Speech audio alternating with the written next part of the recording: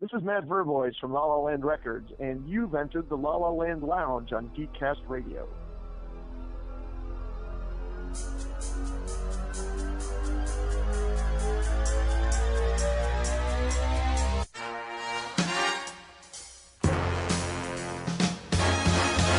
Hello and welcome to the La La Land Lounge here on the Geekcast Radio Network, the flagship podcast. I'm, of course, TF and Mike, and it's time for another interview. I talked with MV Gerhard and Matt Vervoice earlier this year.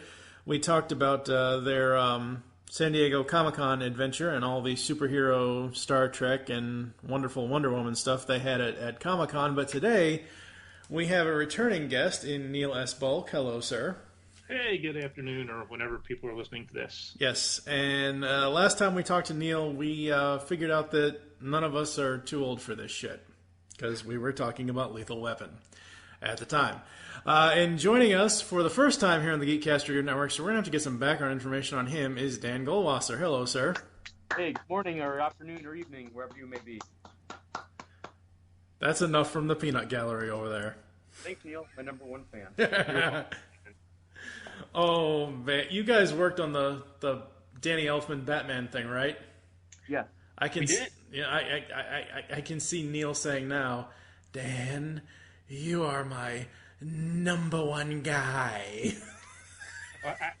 Actually, that was Dan's project, and I sort of got called in at the last minute on Batman, where there was some difficulty finding material. And we've worked together ever since. Awesome. But not all. Yeah, not always, but, collaboration is usually done well when it has like minds in it and whatever else. And between the two of you guys have worked on so much stuff, and obviously we're going to focus on what mainly the La La Land Records company has released, because it wouldn't be the La La Land Lounge if I wasn't focusing on what that company released.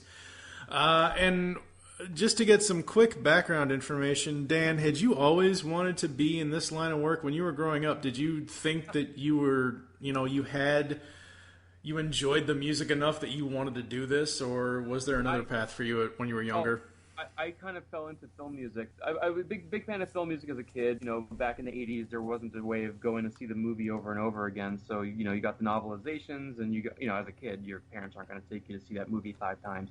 So you got the novelization, and you get the soundtrack, and then you kind of feel like you're reliving the film. When I moved out to LA, though, I came out here for visual effects, ended up falling into film music. I created soundtrack.net and did that for about 10 years doing film music journalism, and in the process established a lot of connections and contacts out here in the film music industry. And through that, actually, MV Gerhard was one of the first people I met when I moved to LA, coincidentally, and then he had a record label, and I started doing some liner notes for them, and that led to doing some producing and art direction. So that's kind of how I fell into that whole pond. Awesome. And you also, right now, you're running the website Warm Butter Design, where you have all of the soundtracks that... Yeah, so Warm Butter, that was kind of my own side thing. I was doing freelance web design, when I moved out here, and kind of stuck with that through the various things I've done working out here in LA. Most of my clients are film composers, but through that, again, it also led to doing art direction for albums. Right. So I've been doing a lot of artwork mainly for La La Land, but a few other labels and freelance things as well. Awesome. And you guys collaborated and worked on Ferris Bueller's Day Off. We've been waiting 30 years for this, folks. Yes. We finally got that batter to swing.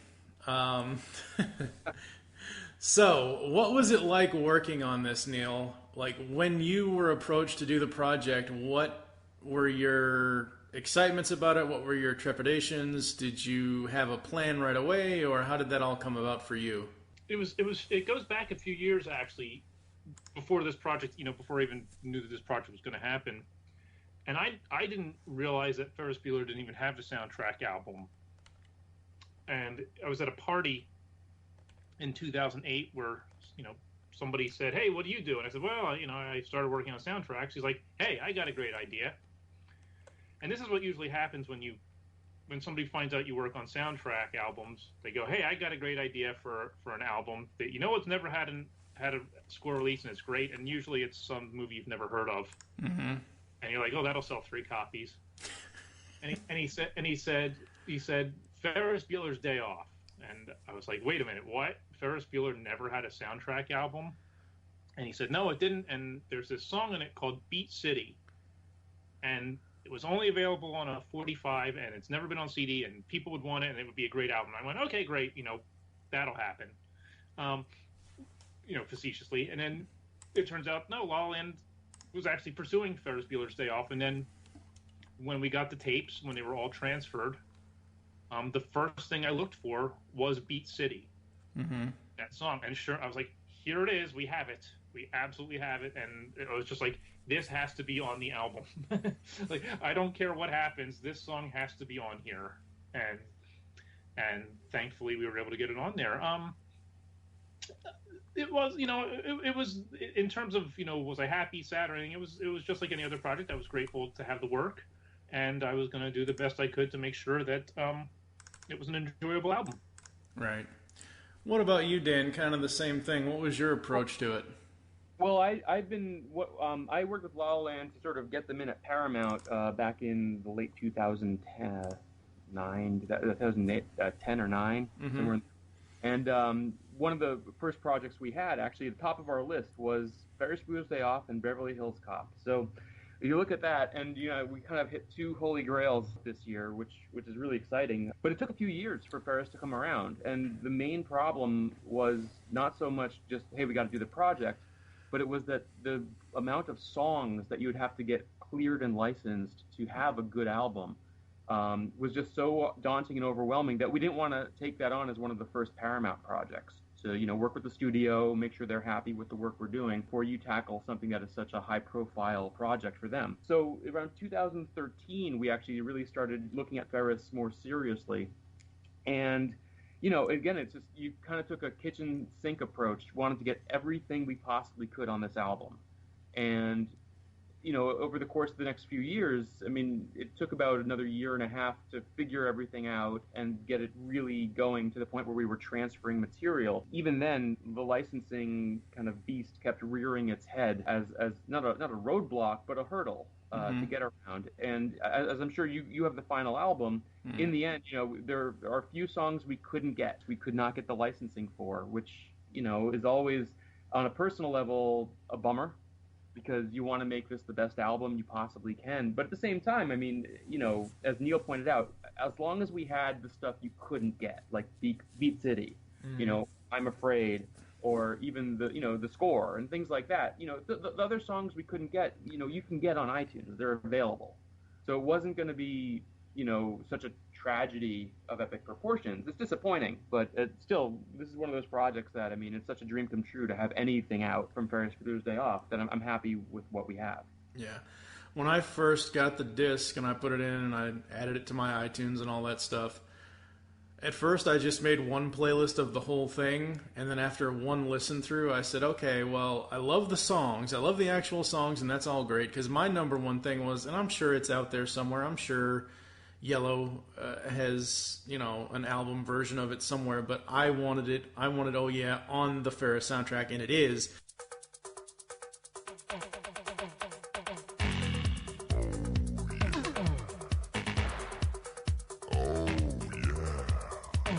But for me, after listening through the whole thing once, I'm like, okay, I need to separate this. I need to have one that's just the songs and one that's just the score, because as Neil will tell you, I am one of those people, and I think I'm a very rare person that can do this. I can turn on a score, any score, it doesn't matter, as long as I enjoy where it comes from. Turn it up as loud as I possibly, basically blow my ears out, basically make my headphones explode, close my eyes, and just enjoy the music, and just immerse myself into that. And I can remember and think of various parts of the film from, you got... on the Ferris score, just as an example, you got Cameron in bed and Ferris goes Hawaiian. Well, we all know what that is from. That is from the very beginning of the movie when we meet Cameron and he's in bed and Ferris calls him and says, "Get over here. You're my best friend." And all that. So I can envision that scene in my brain as I'm listening to it. And yeah, there are a few songs here missing, like the one with the English beat and all that. But as you said, you can still get them elsewhere. Would it have been great if that English Beat song would be on here? Yeah, sure, absolutely, because everybody remembers that because that's obviously at the point in the movie when Ferris runs home. But no, I mean, I'm so happy this came out this year because this is the 30th anniversary of the movie. Right. Well, that was one of those sort of lucky accidents. You know, we wanted to get this out earlier, around 2013 or even 14, but just the timing and the way things were working with the clearances, it just ended up being one of those situations where fortuitously our release date ended up coinciding with the 30th anniversary, so we made a concerted effort to get it out this year. Mm-hmm.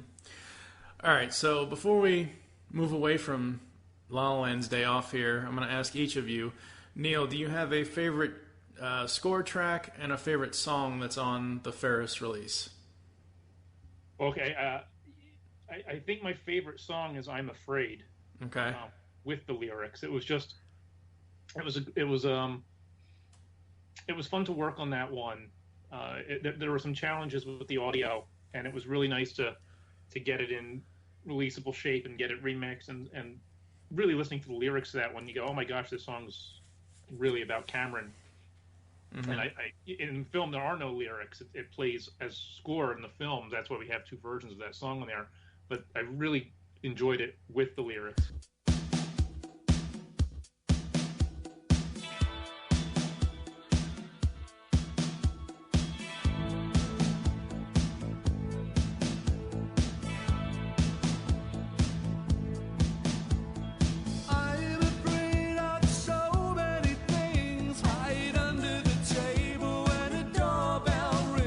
As for favorite score cue, when I first started cutting the score, I don't even think I was cutting the score at that point. I think I was just looking at the tapes in Pro Tools, going, I found the moment Ferris Bueller's on line 2.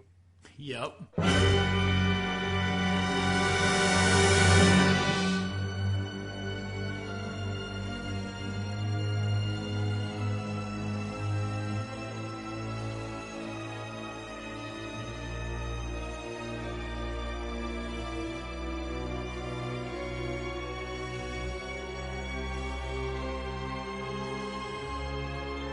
Where Ed Rooney, thinks he's talking to Ferris Bueller, but it's a whole, you know the scene with the telephone. Absolutely. Yeah, it's this great horror sting that's, as soon as you hear it, it's Ferris Bueller. And so, sorry, Dan, I think I'm going to pick that one. No, that's fine. We picked these earlier. Yeah. Neil, really quick, before I let Dan go and pick his choices off of Ferris, talk to us. You said about that there were complications with I'm Afraid. What were some of those complications? It was very strange. The audio, or the lyrics, didn't line up with... I had it as 2 3-track elements. I had a 3-track band, which allowed us to do the instrumental version, and I had 3-track vocals, which were the lead vocal on one of the channels and chorus on the other 2 channels, and they weren't lining up. Oh wow! At all, there was it was like there was nothing lining up.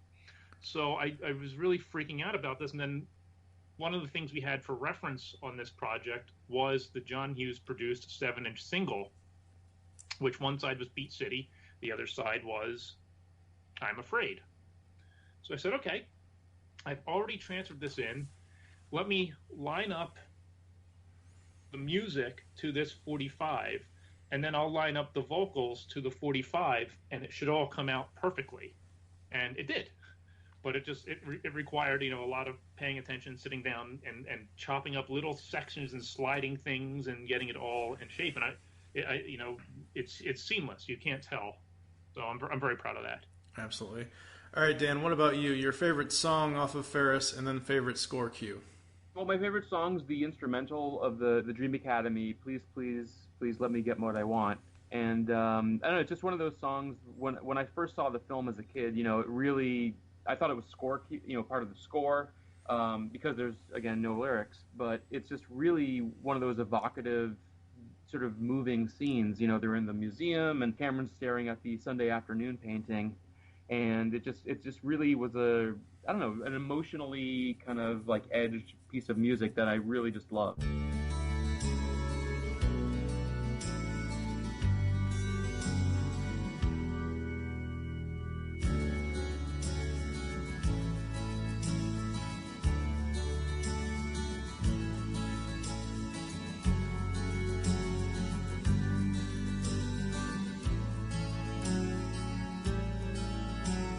And in terms of score, it's got to be Rooney on Patrol, which is kind of the big band, swinging music that Ira Newborn did, very much in style of his, Police Squad and Naked Gun music.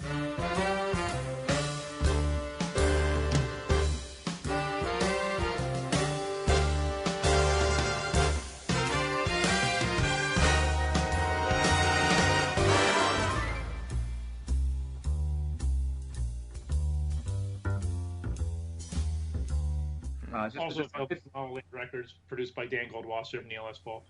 Yes, that's right. Yes, that's right. Got to get the plug in. We have a nice 3-disc box set of music from all 3 Naked Gun films available. So yeah, that was. I think that was one of the other things that Neil and I had talked about a couple of years ago. We talked about Lethal Weapon and we talked about Naked Gun. I think at the time, I think Naked Gun was out in 2014, wasn't it? Yeah. Sure. Yeah. I think so. I don't remember. So I'll take your word for that. Yeah. For me, it's got to be Oh Yeah, and it's got to be the source cue for Ballpark Baloney, because I just love the Hey Batter. I just love the Hey Batter scene. I just love that.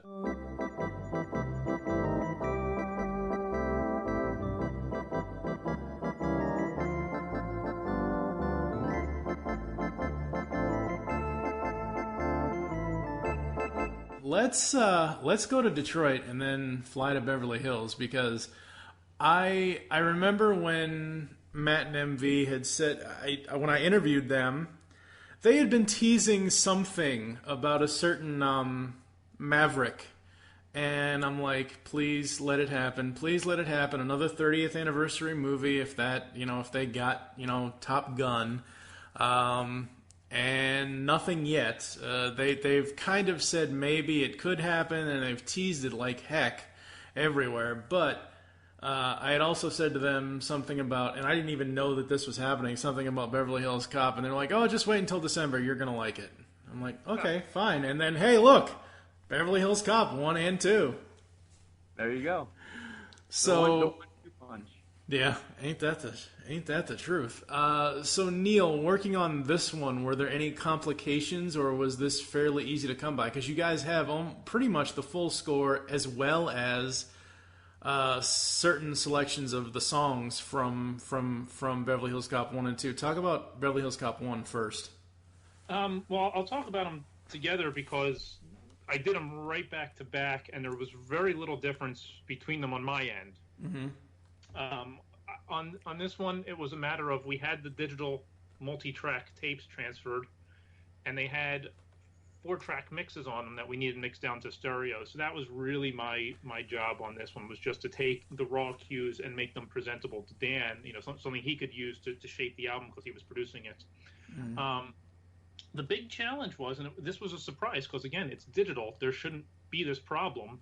But as I was mixing Beverly Hills Cop 2, which I did first, I had I was listening to this opening track, like, wow, there's a lot of hiss on the right channel. Okay. Well, that's weird. It's digital. Why is there hiss? And it was present throughout the whole thing.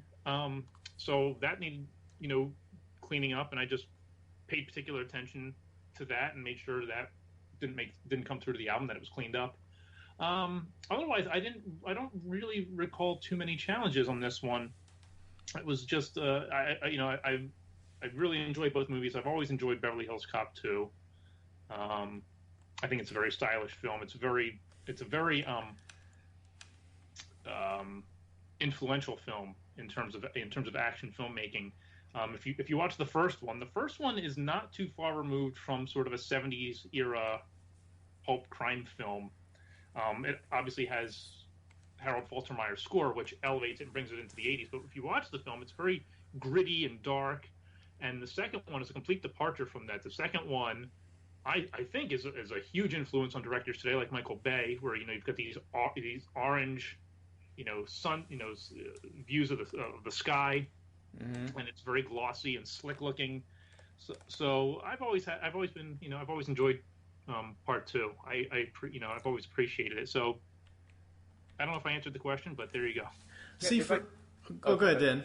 Okay, if I could interject here about the change in tone between the first and second films. The second one also, you have to keep in mind, it was not only, these were both Bruckheimer, and Simpson Productions, but they were also it was Tony Scott directing the second one, and he's like, before Michael Bay, I mean, he was the king of the filters and the crazy editing and really kind of pushing the bounds of what cinema could do with action.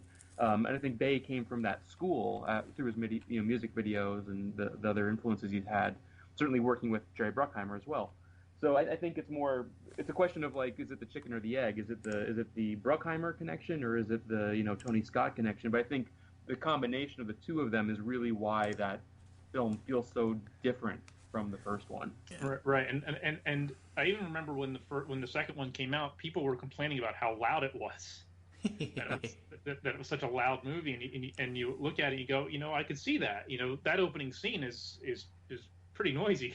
Mm. Yeah, I think the only other noisiest opening scene movie I've seen in my lifetime is The Dark Knight. Huh. The very beginning of The Dark Knight, when they're flying through the city and they're, because they're just showing you the Jokers on the roof and all that. The beginning, I have to turn my volume on my computer almost all the way down because the music from Zimmer in that beginning part of the scene is so loud. With Beverly Hills Cop 2, I originally, and I was 7 when it came out, I was probably 8 or 9 when I saw it. My mom, and I've said this on other podcasts a billion times, my mom pretty much let me watch anything I wanted to watch. It didn't matter what the rating was, as long as it was on VHS. And I always remember seeing Cop 2 before Cop. It wasn't for a few years that I saw Cop 1. I only knew of Cop 2. And the whole, I'm undercover deep now, but I now have to go deep, deep, deep under. Oh God, just and the difference is, you're right. The first one is kind of dark and gritty. It has some humor, but by the second movie, we're to understand that Axel, Rosewood, and Taggart, and Captain Bogomil have all known each other for a few years now. In the very beginning, in the first one, they were all just meeting for the first time, so that's kind of that awkward phase of their styles mixing with Axel's style, and by the second one, it just kind of all meshes together. And I mean, then you got Lutz and Biddle. It's like Kibbles and Bits. Kibbles and Bits, yeah. There was some strangeness though in part 2, and again, I like part 2. Mm-hmm. But isn't it strange that Axel Foley is portrayed as this street smart cop, and then there's a conversation where he says he's going to teach people how to fish? Wait a minute. What does a guy from the city know about fishing? Yeah, I'm not sure. Yeah. So, but I like part 2. And I think this is the only movie of the 80s, and I could be wrong, I'd have to actually look at this, but I think this is the only action movie of the 80s that actually featured Hugh Hefner in the Playboy Mansion. Hey, that's a good call. All right, Dan, talk to me about the album production side of this, as far as getting the score together, the Faltermeyer score, plus adding in the songs to both of them. Because when I looked at this, I was like, when I first saw the announcement, I'm like, okay, as long as the majority of the score is there, as long as the Axel F theme is there, I'm fine. And then I saw, they're adding the songs. And for me, I've had a ripped copy of Shakedown for the longest time. I don't think that's on any of Seeger's other albums. I've never seen it on any of his other albums. And I saw that on Beverly Hills Cop 2. I'm like, yes, finally, a legitimate copy. Well, I'd have to double check on Shakedown. I mean, wasn't that on the original soundtrack? It was on the original album, yeah. Oh, okay. Sorry. Is that out of print? Maybe it's out of print. I think that's what it is. Yeah, there you go. There you go. Yeah. So no, it's one of those. Again, this Beverly Hills Cop was at the top of our list of projects we wanted to do when we kind of met up with Paramount, and the limitations of this is that it's a co-license situation because there was a soundtrack that had been released previously, as we all know. So that was MCA Records at the time for both Beverly Hills Cop 1 and 2, which means Universal Music would have to be involved. And so there were a few limitations in terms of getting this project going. We didn't want to, again, like Ferris, we didn't want to kind of hit the ground running at Paramount with the hardest projects to clear. But even though we could get Universal Music on board, having done other co-productions with them, the bigger problem was that there was a Beverly Hills Cop TV show in the works. So Paramount had flagged Beverly Hills Cop as a property that really no one could touch right now. You know what? Just not right now. We got a new thing coming out with it, so we'll have to wait. And as you may or may not know, they did shoot a pilot for a Beverly Hills Cop TV show. I think it focused on Axel Foley's son. Eddie Murphy was in it. It was for CBS, and they passed on it, and it went away. So, great. So we're going to be able to do Beverly Hills Cop now. No, actually, they're going to do Beverly Hills Cop 4, and Brett Ratner is going to direct it. Oh, okay. So now again, a few years go by. It actually got to the point where, because we had done Days of Thunder, the Tom Cruise movie, which, again, Tony Scott and Jerry Bruckheimer, and Bruckheimer was involved with that project. We worked with him on it, and we had a connection over at Bruckheimer, and it was through him. It was personally approved by Jerry Bruckheimer that, you know what, let them do Beverly Hills Cop 1 and 2. Because if anyone's going to be working on any future Beverly Hills Cop sequels, and now I hear it's happening with 2 other directors, and who knows where it's at least, why should we have to keep waiting? Right. So thankfully, once we got the green light from Jerry, that was it. There were no more limitations. We had Paramount on board, we had Universal Music on board, and we just hit the ground running. And, as Neil said, the transfers were pretty straightforward. Once we had the material, it was just a question of the songs. And for the majority of the project, we built it as a 2-disc set, which is going to be the, Beverly Hills Cop 1 and 2. Mm-hmm. And we then discovered, these things just happen with the licensing limitations that Universal Music was requiring that they be individual albums. So, okay, so we'll do a Beverly Hills Cop album, we'll do a Beverly Hills Cop 2 album. No problem. Then there became the question of what songs do we put on there? And I'd always taken the approach of let's only put the songs on our album that are in the film. Because, as we all know, back in the 80s, there was this sort of trend of putting music from and inspired by the movie. Yeah. And Beverly Hills Cop, the original song album, there's like 5 or 6 songs on there that just aren't in the film at all. Mm-hmm. So why would we license them for our album? So, kind of went with that approach, but then there became the question on Universal Music's end, hey, maybe we have to include all the songs, which means we would have to have 2-disc versions of each film because it wouldn't all fit on 1 disc. Mm-hmm. So luckily, it all worked out. We only had to put the songs on that were in the film, which were the ones we wanted. There were still some songs we would have loved to have but couldn't get. These are the limitations of licensing. The versions of some songs, like we can only put the version that was on the original album.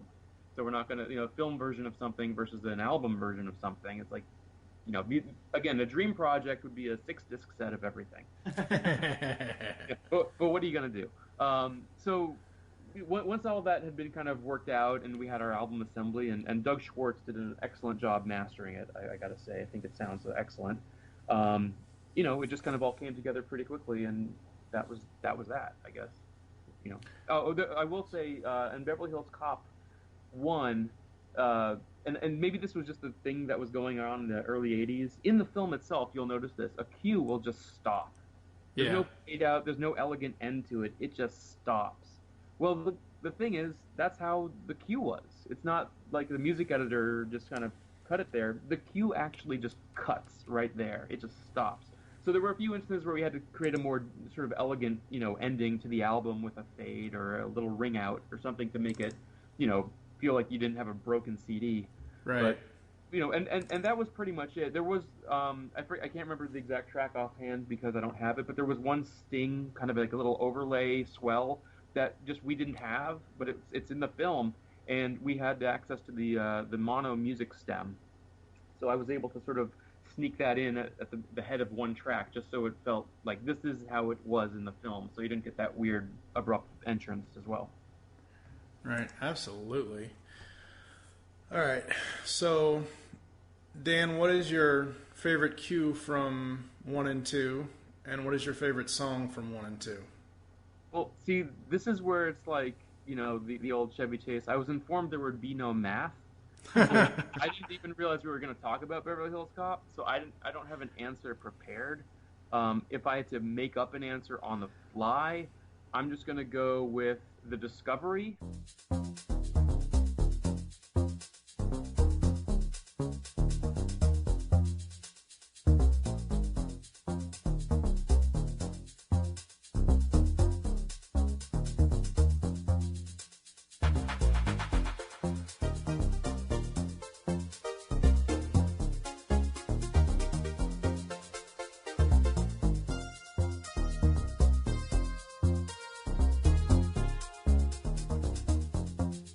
as a score cue from Beverly Hills Cop. Favorite song, of course, is going to be The Heat Is On.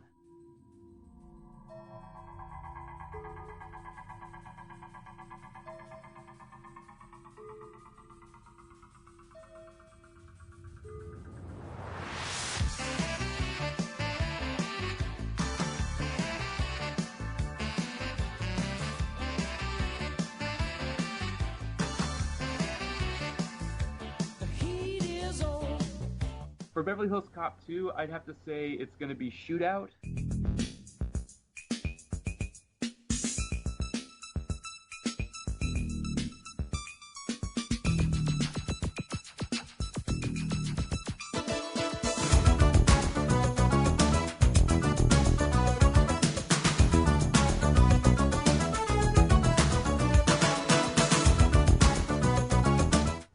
For a song, it's actually going to be Bad Guys, which was one of those songs that you couldn't get because it was only available on Harold's sort of solo album, but it was the main theme from the film, and he did a song of it, and no, it was never on the album. So I'm glad we have that on this one.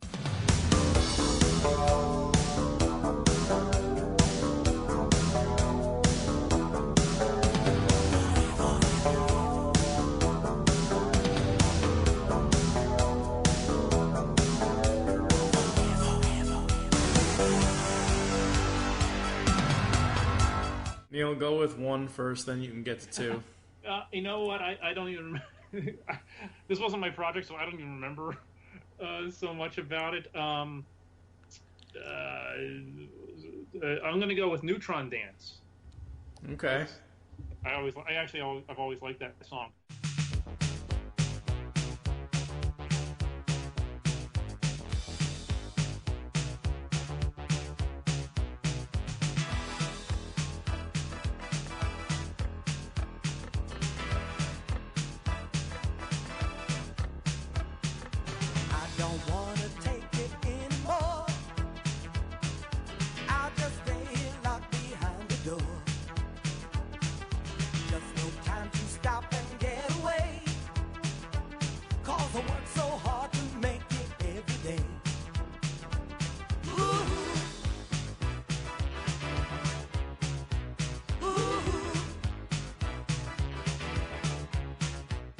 Part two, I love the opening of the movie. So the Adrianus opening cue is great.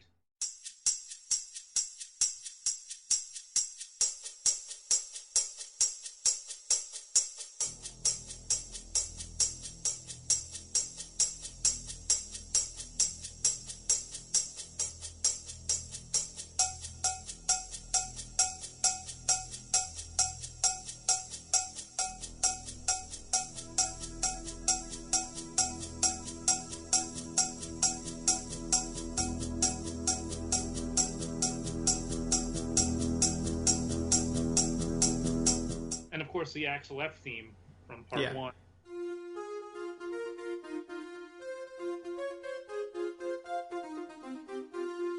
And for song, I Shakedown. Mm-hmm. It's a great opening title sequence. Shake down, break down, take down. Everybody wants into the crowd alive. Break down, take down. You're busted. Yeah, Beverly Hills Cop 2 has the best opening and closing songs. It's got Shakedown in the beginning, and it's got Better Way from Ingram at the end. Yeah, that is a great song. Because by the end of the movie, when they say, Axel, is that really your uncle's house? Of course it is. Trust me. You know, and he has that classic Axel F. Eddie Murphy smirk, and he drives off in his little convertible. And I never expected, nor did I ever really want a third movie, but it's there. Right. It's there. I will fully admit, without any embarrassment, that I have never seen it. Really? Yeah, I've never seen Beverly Hills Cop 3, and I'm a John Landis fan too. I mean, he's a cool guy. So it's like, it's on my list of things to see eventually. I just haven't felt compelled. I saw it opening day. Of course you did. that's the thing is, no one has given me a good reason to rush out and see it. I mean, I will see it. I watch a lot of bad films, so you know. Well, you can't say it's bad because you haven't seen it yet. I know, but I'm just giving what other people have said. I'll tell you, there's a moment in that movie. I saw it in 1994 when it opened, and the theater I saw it at had recently opened, and it was the first THX theater that I'd ever been to, and it was 20 minutes from my house. So that I mean, it was like, well, that's the theater I'm going to from now on. It's THX certified. Then they lost the certification at the end of the year, but I went to see Beverly Hills Cop there, Beverly Hills Cop 3 there, opening day, in their THX certified theater in DTS sound, and there was a scene in that movie that has scared me more than any other film has purely from sound design. It involves a moment where Axel Foley's on a payphone, and someone takes a shot at him, and the shot came from the left surround channel. Oh, gee, yeah. Like, oh my God! Shot in the theater. There was in 1994. There was a one surround sound moment in Urban Legend. You remember that horror film? Mm-hmm. I swear, it was just a glass breaking that they hear off, and they kind of all turn and look. But it was like it was one of those perfectly placed moments. And it's just in the left rear or something like that, and you thought someone dropped something in the theater. Yeah. So that's what really freaked. It was like, oh my gosh, I'm like getting shot in the movies. Well, yeah. Beverly Hills Cop 3. I don't want to spoil it for you, Dan, but it's got some interesting moments. I will say, I don't think this is a spoiler because I'm sure if people look it up, they'll know this at this point. So in the first movie, we had Bronson Pinchot as Serge, and he returns in the third movie. He wasn't in the second one.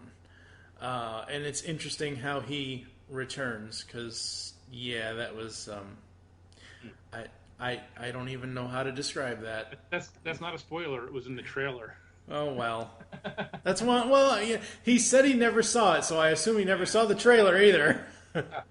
I know an awful lot about Beverly Hills. Well, now I know what I'm going to be watching this weekend. You know, I remember a few years ago when I first got Netflix streaming, and it was always funny. It was like, well, they don't have Chinatown, but they have the two Jakes. And it's like, well, they don't have Beverly Hills Cop 1 or 2, but they have Beverly Hills Cop 3.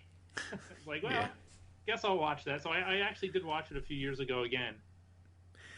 Well, I will definitely be checking it out. I know, and MV has mentioned this as well. It's something that, you know, it's on our list of things to consider looking into. It's not, you know, at the top of the list right now, but, you know, certainly it would be a nice thing, I think, personally, eventually, to have kind of, you know, wrapped up the trilogy, as they say. Yeah. And did that even have an album? Do we know? Don't think so. I believe... The answer to that is a resounding no.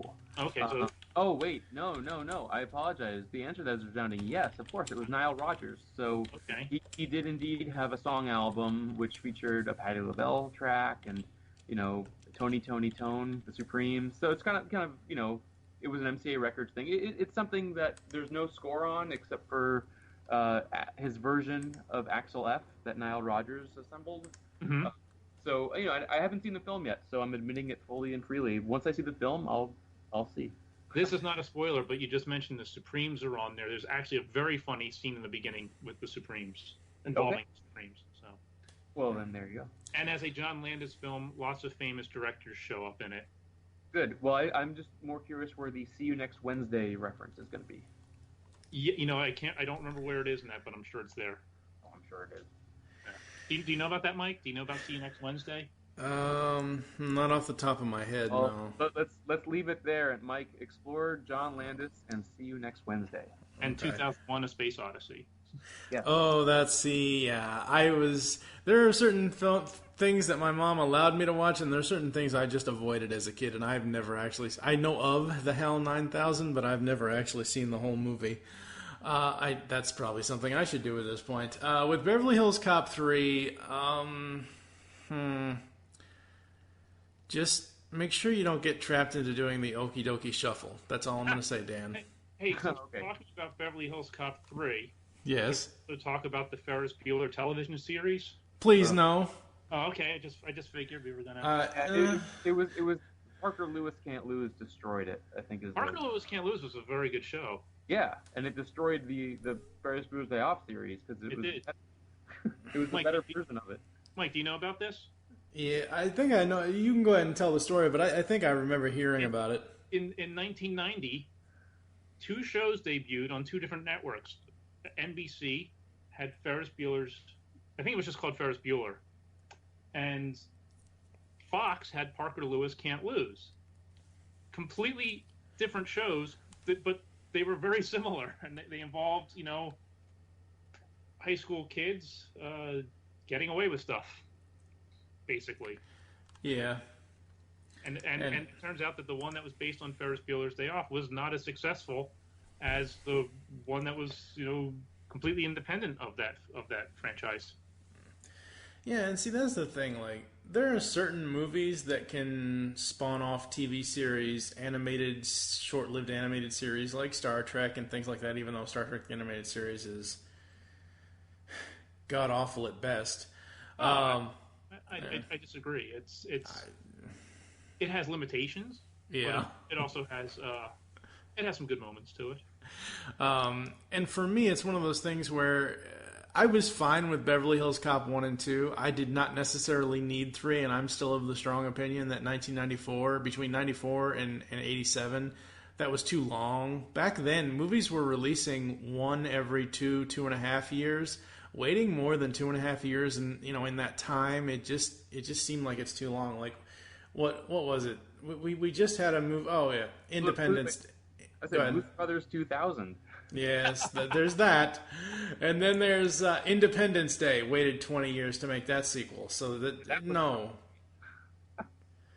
no resurgence for you, Will Ferrell. Wow, not Will Ferrell, Will Smith. There you go. With Beverly Hills Cop. Huh? I saw Will Smith lucked out. Yeah. He wasn't in it. Yep. I've heard the rumors of Beverly Hills Cop 4 and the TV series, and I really think the movie's franchise, well, Beverly Hills Cop 3 is more of a full-on comedy/action. Like, I would not bill it as an action comedy. I would bill it as a comedy-action movie because it's more comedy than... I mean, there is action in it, but it's not really taking the series as serious as it was. You look at 2 and 3. 2 is comedy and action together. 3 is more of, hey, let's go for the below the belt stuff. Like, there's just too much comedy for me in 3. I don't know. What do you guys got coming up, Neil? Anything you can reveal that won't get you in trouble? Well, Dan and I we're working on the Wonder Woman soundtrack album for La La Land Records. I produced it, and Dan did the artwork for it, and that's coming along very nicely, actually. It was supposed to be out right now, actually, so we're way ahead of schedule on it. But the Warner Brothers has a big new Wonder Woman movie coming out next year. So they're going to tie it into that release? They would like to have some, a marketing campaign where we're going to be, they're going to release all this great Wonder Woman stuff. And look, here's also a soundtrack album. So hopefully that'll happen. So we're hoping it'll be out sometime next year, spring, summer, hopefully. So you guys are working on the TV show soundtrack. Are you also going to be working on the movie soundtrack, or is that something completely... Okay. That'll be independent of us. We're working on the Linda Carter television series. Yeah, I think Water Tower Records is probably just going to put that out themselves. Right. The new one, that is. Sorry. Right. Yeah, and me, I actually independently, I've been producing the digital single releases of songs from Family Guy. So if you're a fan of those crazy songs from Family Guy, 8 of them are hitting iTunes over, every 2 weeks we're releasing one. And I think we're at number 6 or 7 this week. So by the time you hear this, it's probably already out. But the Emmy-nominated song "Down's Syndrome Girl" is going to hit iTunes and other digital retailers. So that's a project I've been working on for about 8 years or so. Is stuff from Family Guy. That's awesome. Was that on the La La Land release, or is that completely? No, Okay. it's completely separate. La La Land's album was just the score. Okay. And because of limitations on that one was just the score from the first 3.5 seasons of the show. Oh wow. Originally, I had a 2-disc set of music from select episodes from the first 12 years of the show, and we unfortunately hit a roadblock there. But at least that one came out on La La Land. But the songs were always kind of a separate thing. That's just me working with Fox doing that. It's kind of been a long journey ever since I asked Seth MacFarlane back in 2008, hey, how come there's no songs from Family Guy released? Well, I know the answer. So it's been a very long journey, but at least there's stuff coming out digitally now. Hopefully some fans will enjoy that. So Dan, is it going to be 8 songs total, or are you going to keep doing it? Well, this first batch is 8 songs, and depending on how well they do, hopefully then Fox will see reason to do more, and that's my hope and dream. So I'm trying to let people know about them as best I can. I'm like a one-man promotional machine, which is not to say much at all, but I do have the Fox, the Family Guy, Facebook, and Twitter do announce the releases as they hit every other week. So that helps a bit, and hopefully the fans will discover them. And it's kind of like a slow burn thing, but hopefully it'll all make its money back to the point where Fox says, "Hey, let's do more," because there's a lot of great songs that we have not released that people do want. So yeah, I mean, you guys could do. You said the La La Land copy was from the first 3 seasons. I mean, they could technically do the next 3, the next 3, next. Yeah, they technically could. The limitations were on the union side of things. So unfortunately, there's a sort of a time lock. So leave it at that. There are restrictions in place that we are not there are restrictions in place that are outside our control. And so we'll have to sort of take a wait and see attitude to that one. Yeah. For the score, at least. Yeah, for the score at least. So yeah, we've got a bunch of cool stuff coming up here, folks. I've got on La La Land Lounge. Let's see, the next episode after this interview, the last episode you guys heard was I find that when they send me stuff, that I like to combine them, because the La La Land, if anyone's listened to the La La Land Lounge, hopefully you are, they're short podcasts because they're short album reviews. Like, I don't spend a half an hour talking about a 1-disc release. I spend about between 8 and 12 minutes on each one.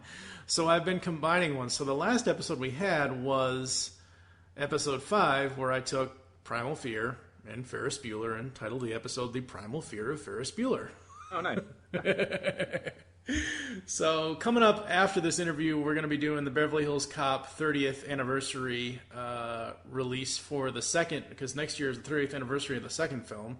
Yep. So we'll do that. And then we've got Legends Season 1 and Arrow Season 4 coming, and a whole bunch of other stuff. And hopefully I'll have Dan and Neil on here again soon to talk about any new projects they're working on. Dan, do you want to give your social media stuff out, like Twitter or anything like that? No. Okay.